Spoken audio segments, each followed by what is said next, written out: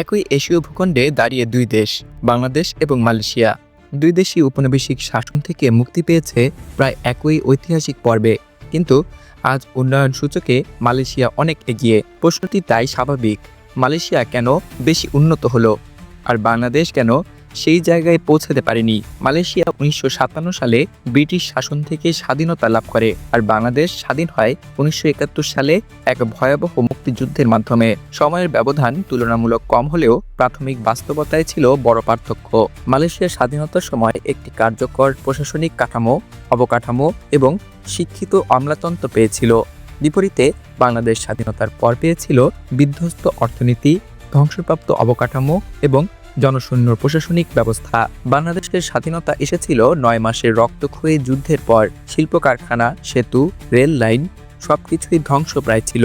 লক্ষ লক্ষ মানুষ নিহত এবং বাস্তুচ্যুত হয়। রাষ্ট্র গঠনের শুরুতেই বাংলাদেশকে পুনর্গঠনের কঠিন দায়িত্ব নিতে হয়। অন্যদিকে মালয়েশিয়া তুলনামূলক শান্তিপূর্ণভাবে স্বাধীনতা পায়, ফলে তারা উন্নয়ন পরিকল্পনায় দ্রুত মনোযোগ দিতে পেরেছিল। উন্নয়নের অন্যতম শর্ত রাজনৈতিক স্থিতিশীলতা। মালয়েশিয়ায় দীর্ঘ সময় ধরে তুলনামূলক স্থিতিশীল সরকার এবং নীতির ধারাবাহিকতা বজায় ছিল। এর ফলে দীর্ঘমেয়াদী অর্থনৈতিক পরিকল্পনা বাস্তবায়ন সম্ভব হয়েছে। বাংলাদেশে স্বাধীনতার পরপরই রাজনৈতিক অস্থিরতা, সামরিক শাসন, ঘন ঘন সরকার পরিবর্তন, উন্নয়ন প্রক্রিয়াকে বারবার ব্যাহত করা হয়েছে। মালয়েশিয়ার স্বাধীনতার পরই রপ্তানিমুখী শিল্পায়ন, বিদেশি বিনিয়োগ আকর্ষণ এবং প্রযুক্তি নির্ভর উৎপাদনের দিকে মনোযোগ দেয়। ইলেকট্রনিক্স, পাম অয়েল, অটোমোবাইল শিল্প তাদের অর্থনীতিকে শক্ত ভিত্তি দেয়। বাংলাদেশ দীর্ঘদিন কৃষি নির্ভর এবং পরে স্বল্প মূল্যের তৈরি পোশাক শিল্পের উপর নির্ভরশীল থাকে। শিল্পের বৈচিত্র্যের অভাব অর্থনীতিকে ঝুঁকিপূর্ণ করে তোলে।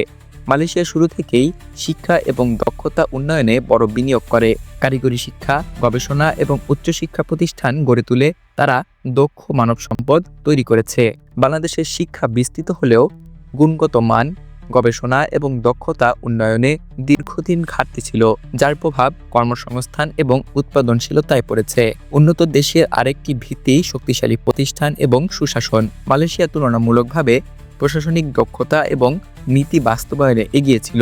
বাংলাদেশের দুর্নীতি, আমলাতান্ত্রিক জটিলতা এবং দুর্বল প্রতিষ্ঠান উন্নয়ন উদ্যোগকে ধীর করেছে। বিনিয়োগকারীদের আস্থা অর্জনেও এটি বড় বাধা হয়ে দাঁড়ায়। মালয়েশিয়ার ভৌগোলিক অবস্থান দক্ষিণ পূর্ব এশিয়ার বাণিজ্যিক কেন্দ্রগুলোর কাছাকাছি, যা আন্তর্জাতিক বাণিজ্য এবং লজিস্টিক সুবিধা পেয়েছে। বাংলাদেশও কৌশলগত অবস্থানে থাকলেও পরিবহন এবং অবকাঠামোর সীমাবদ্ধতা সেই সুবিধা পুরোপুরি কাজে লাগাতে পারেনি। আজ বাংলাদেশ দারিদ্র্য হ্রাস, অবকাঠামো উন্নয়ন এবং ডিজিটাল সেবায় উল্লেখযোগ্য অগ্রগতি করছে। মাথাপিছু আয় এবং মানব উন্নয়ন সূচক বাড়ছে। মালয়েশিয়ার সঙ্গে ব্যবধান থাকলেও বাংলাদেশের সম্ভাবনা কম নয়।